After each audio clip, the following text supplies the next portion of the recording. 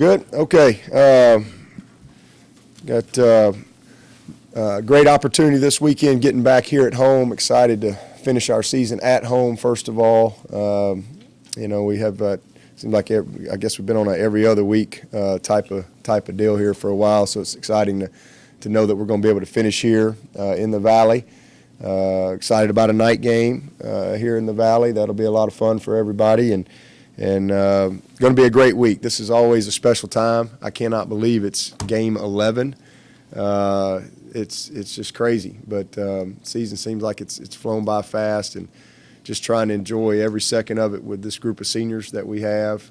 Just love being around them as people every single day. Obviously, they're great players, but just who they are as young men. So senior day, it's going to be awesome, and I know we'll have a great crowd to come out and kind of tip our hat to these guys, and what they've done is amazing. And ironically, they've got an opportunity to make some history on senior day.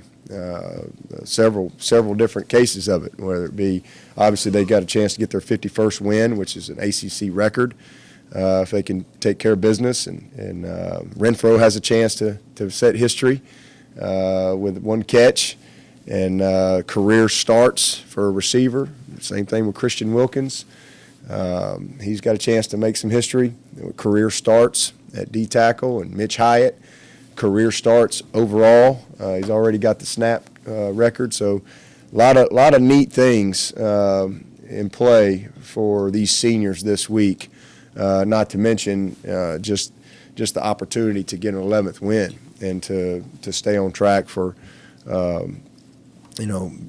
postseason opportunity that they want to achieve. So I'm just really excited about the game, and Military Appreciation Day as well. That's always an incredible day here at Clemson. I think our people do as good a job as anybody in the country with that. But let me tell you, we got a really good team. We're getting ready to play Duke 7-3. And first of all, let me just say this: David Cutcliffe he's as good a coach as there is in the country, and he's a good friend, has been for a long time. He's one of my good friends in this business, and just have so much respect for who he is. But what he's done at Duke is unbelievable. The consistency that he's established there, the program, the culture, watching their guys play and how they play, it jumps out at you as far as their belief in what they're doing, and that doesn't just happen. David has done an unbelievable job. I mean, he really has. And this is a really good football team. Like I said, 7-3 offensively. And we haven't played Duke in quite a while, and I haven't studied them very much. We haven't had a ton of crossover tape on them. So I got to tell you, I enjoyed it, but then I didn't enjoy it. Really going through and watching all of their tape. This is a good football team, a well-coached football team, and they believe in who they are and what they do and how they do it, and they put their guys in position to be successful. But looking at them offensively, this quarterback is spectacular. He is. He's as good as there is in the country. I haven't seen everybody out there in the country, but he's as good as there is in the country. This kid, I cannot imagine, is not going to be a high draft pick. He's 6'5", he's 220, and he is accurate, and he has got a great arm strength.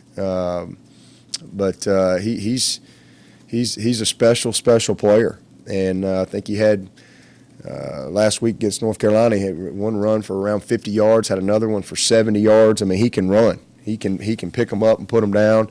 But incredibly impressed with their quarterback. And everything goes through him, the zone read, the reverse zone read, all the RPOs and stuff, everything goes through their quarterback, and he absolutely knows what he's doing, knows where to go with the ball.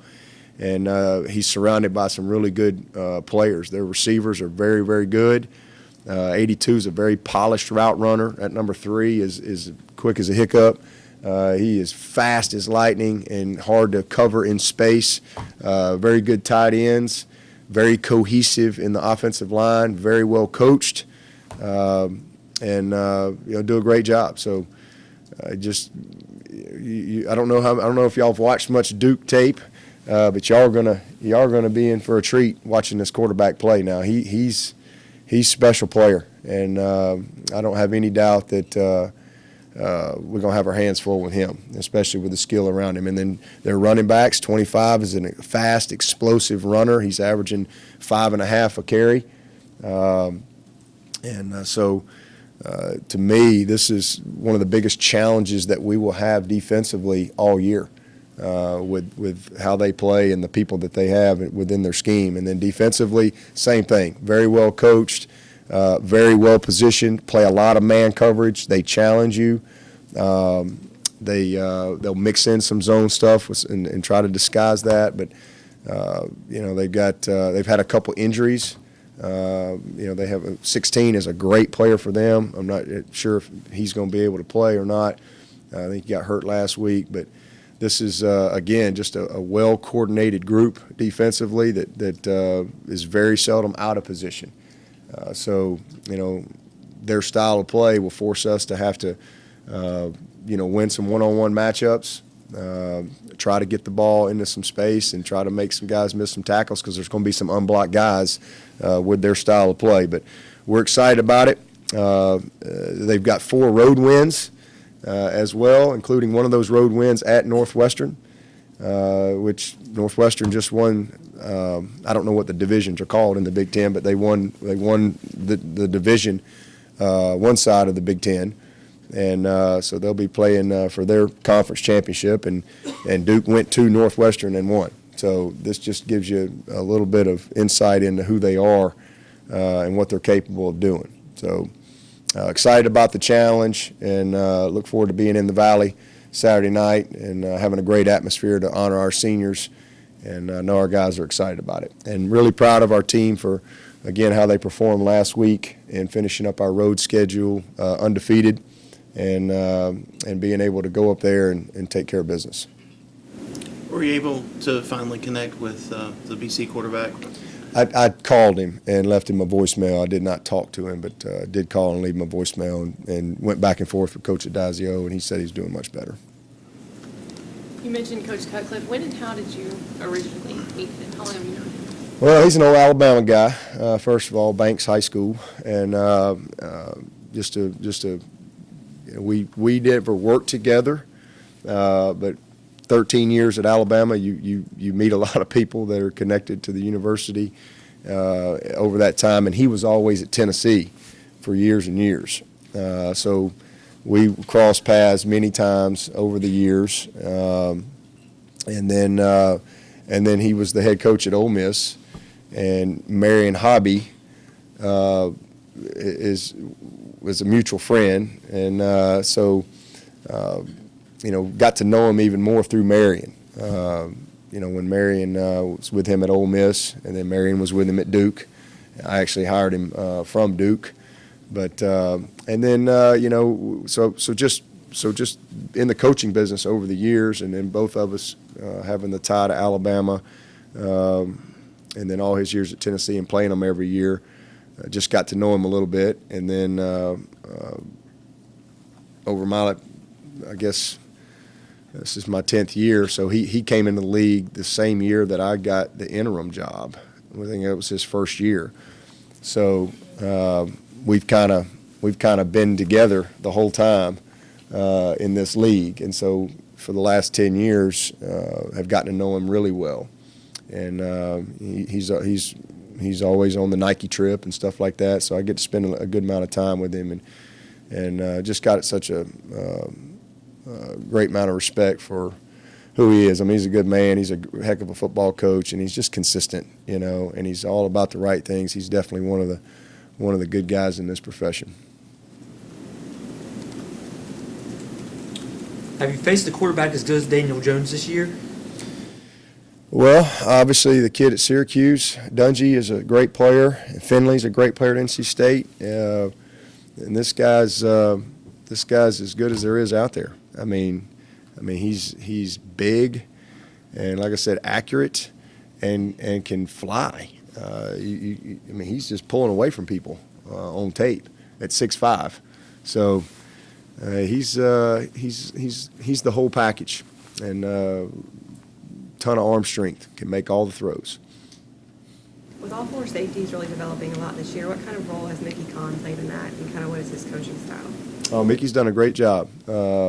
He's a passionate coach. I mean, he's a very knowledgeable coach. You know, he takes pride in his group, and not just their performance on the field. He takes a lot of pride in developing them as men, and I think all of that stuff matters and carries over to what you do on the field. And so he's a heck of a coach. He's been a huge part of that, and that's one of the reasons I wanted to go to two DB coaches when we got that opportunity to do that, just because a lot of times you got 5 of them on the field, and it's just so much stuff to coach, so many details, between the safeties and the corners and the run fits and all those type of things. So it's been great, having him, coaching those guys. Coach, beyond the wins and the records, what has the senior class meant to you personally? Oh man, they've just brought a lot of joy to my life. Being around them and watching them develop and transform. That's to me is the best part of coaching. I mean, I think about some of these young guys, Austin Bryant. First time you meet